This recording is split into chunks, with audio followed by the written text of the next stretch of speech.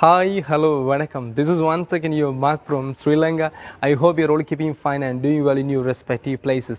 நீங்கள் அனைவரும் நலமாக இருக்கின்ற நம்புகின்றேன். நீங்கள் எல்லோரும் தொடர்ந்து நலமாக இருக்க எல்லாம் இறைவனை பிரார்த்தனை நிற்கின்றேன். மீண்டும் மற்றும் ஒரு காணொலியுடன் உங்களை சந்திப்பது பெரும் மகிழ்ச்சி அடைகின்றேன். இன்றைக்கு உங்களோட ஒரு குட்டி கதையை பகிர்ந்து கொள்ளலாம் என்று ஆசைப்படுகின்றேன். அதுதான் எனக்கும் தெரியும் உங்களுக்கும் தெரியும்.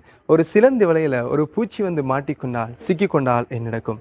அந்த பூச்சியானது அந்த சிலந்தி வலையிலிருந்து எப்படியாவது முயற்சித்து வெளியே வந்துவிடும் என்று வேண்டும் என்று அந்த பக்கமாக இந்த பக்கமாக நெளிந்து கொண்டிருக்கும். ஆனால் அதை எவ்வாறு தான் முயற்சி எடுத்தாலும் அந்த சிலந்தி வலையிலிருந்து அந்த பூச்சால் வெளிவர முடியாது. ஆனால் ஒரு அழகான சம்பவம் ஒன்று நடக்கும். அது நானாக இருக்கலாம், நீங்களாக இருக்கலாம்.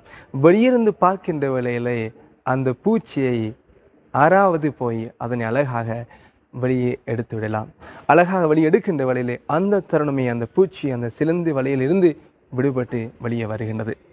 உண்மையாக நாங்கள் பார்க்கின்ற வேளையில் அது இளைஞர்களாக இருக்கலாம், மாணவ செல்வங்களாக இருக்கலாம். ஒரு சில வேளையிலே நாங்கள் சிந்திப்பது நாங்கள் யோசிப்பது சரியாக இருக்கும் என்று நாங்கள் நினைக்கலாம். ஆனால் ஒரு சில வேளையிலே நாங்கள் அந்த பூச்சியை போல ஒரு தவறை இழைத்துவிட்டு அந்த தவறிலிருந்து மீண்டும் வெளியே வருவதற்காக மீண்டும் மீண்டும் திரும்ப நாங்கள் தவறு இழைத்து கொண்டிருக்கின்றோம். ஒரு தவறை இழைத்துவிட்டு மீண்டும் மீண்டும் தவறு இழைத்து கொண்டிருக்கின்றோம். ஆனால் எவ்வாறு அதிலிருந்து முயற்சி எடுத்தாலும் நாங்கள் அந்த தவறிலிருந்து விடுபட்டு வெளியே வர முடியாது.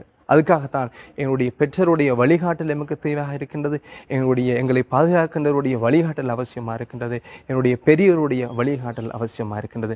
ஆகவே இந்த கதை உங்களுக்கு ஒரு சுருக்கமான வாழ்க்கைக்கு முக்கியமான விடயத்தை கொடுத்திருக்கும் என்று நான் நம்புகின்றேன். இது உங்களுக்கு பிடிச்சிருந்தால் மற்ற நண்பருடன் பகிர்ந்து கொள்ளுங்க. நீங்களும் தொடர்ந்து நலம் பெறுங்க. தொடர்ந்து மற்றவங்களையும் மகிழ்ச்சிப்படுத்துங்க. உங்கள் பெற்றோர்களையும் மதித்து நடந்து கொள்ளுங்க. கட்டாயம் நீங்கள் வாழ்க்கையில் சமுதாயத்திலே ஒரு நல்ல ஒரு பிள்ளைகளாக உருவாகுவீர்கள். நன்றி, வணக்கம்.